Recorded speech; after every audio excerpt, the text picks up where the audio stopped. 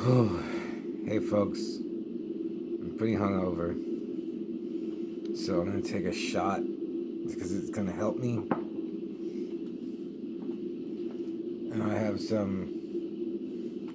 my chaser here, so I hope it helps me.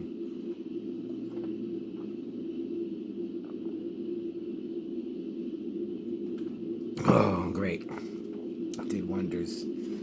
So first, I want to thank all my new recent subscribers. I've gotten I think over 1,000 subscribers this last month.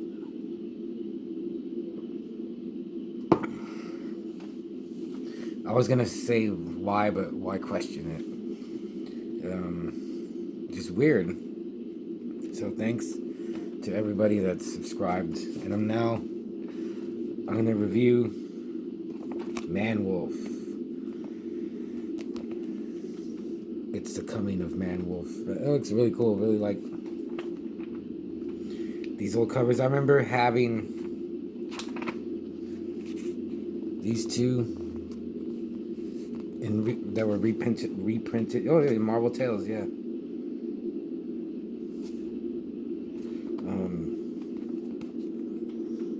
It took me a little while to read this. It was like 400 pages. Yeah.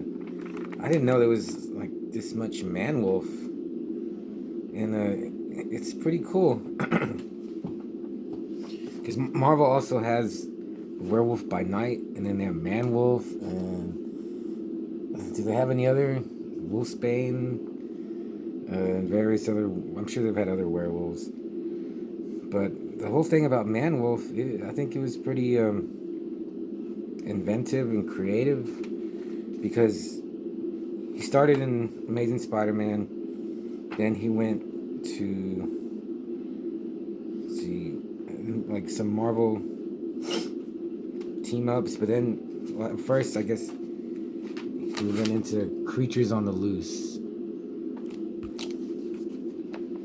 and like he has some solo stories. He fights Craven.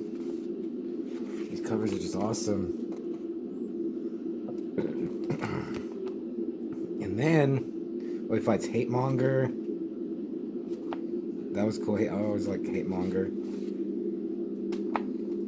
And then from Creatures on the Loose, where is it? He went to Marvel Premiere and he becomes Star God, which is weird because it's a whole thing about how the moon affects werewolves. But then it goes into this whole sci-fi thing. At first, I was thinking it's like a. Oh, damn it! Can't see it. It looks cool. I was like, it's like I guess John Carter of Mars, but John Jameson of the other realm. And just the whole idea that, and then once he's like closer to the moon, then he can think he's more like himself, just in wolf form. He's not the savage man wolf, uncontrollable, unthinking, killing machine. He doesn't really kill though. There, look at him there. He's got a bow and a sword. And then what's his name?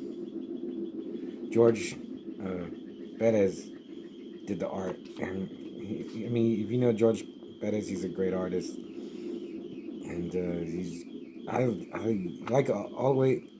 Every time he draws, no matter what era, like late 70s, I don't know if it was the 70s, 80s, and 90s. Now it just looks great. He's so detailed and like puts so much info on a page. And what I liked about this, like, I really got into when he became. I liked when he's a savage Wolfman, but when he became Star God, I liked it too. And it got real like fantasy, sci-fi. There's this character. There's like this character. What's her name? Like Sashiel. This girl right here. So she's cool. She's a cool warrior woman, and they're fighting, and she gets killed just like nothing.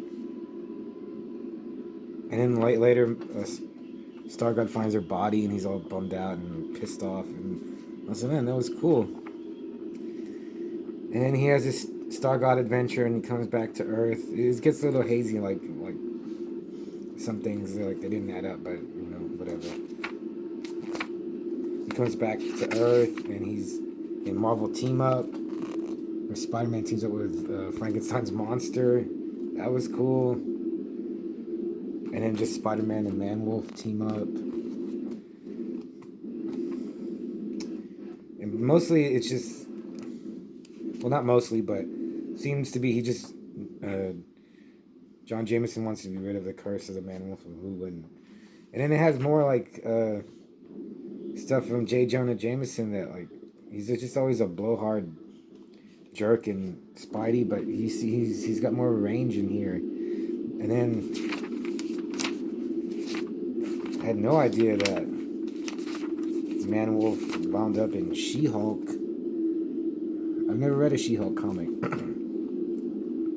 Hellcat's in here too, and she was pretty cool. I never read any Hellcat stuff, but she has like a plucky attitude, and like I'm sure her and Spidey teamed up at some point.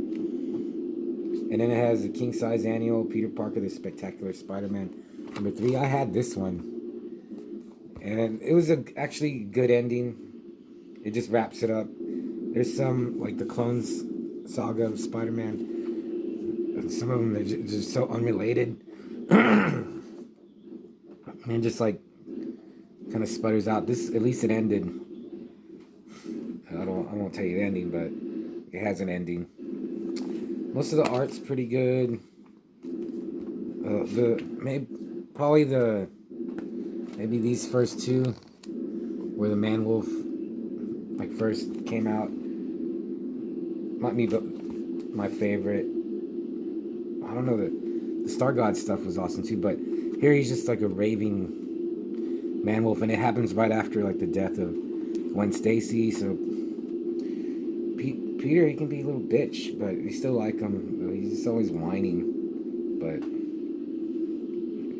you like him. He's kind of like Luke Skywalker. But yeah, and then Man-Wolf's girlfriend, she's like a character. She looks cool there. Basically, I'm gonna give this 4 out of 5 Manos Hands of Fate. Maybe 4.5. I love the cover. It's on Amazon for like $25. I guess if I want to reread it, I'll just get it from the library, but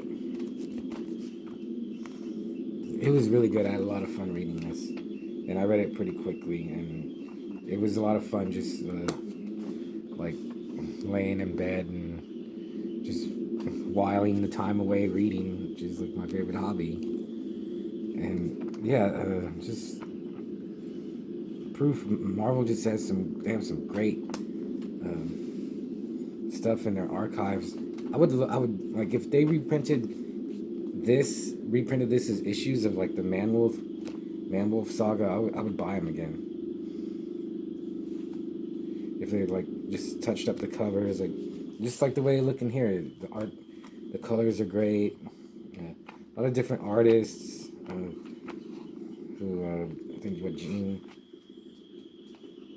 Gil Kane, Ross Andrew, George Tuska, George Paris, Sal Buscema. The way he drew back here was way better than like his 90s stuff. John Byrne, Mike Losberg, Jim Sherman, and Alan Weiss. And then, some of it's written by Jerry Conway and Doug Mensch, and Marv Wolfman with Len Wein editing. These is like classic stuff. So that's Man-Wolf. Get it at your local library or buy it. I would totally recommend it. Oh, okay. I really wanted to review it, but I'm so hungover. I went to see Sean Whitaker last night, and by the time I played, I was so wasted I barely remember his set. But it was cool. So thanks, and thanks everybody for all the subs. Bye.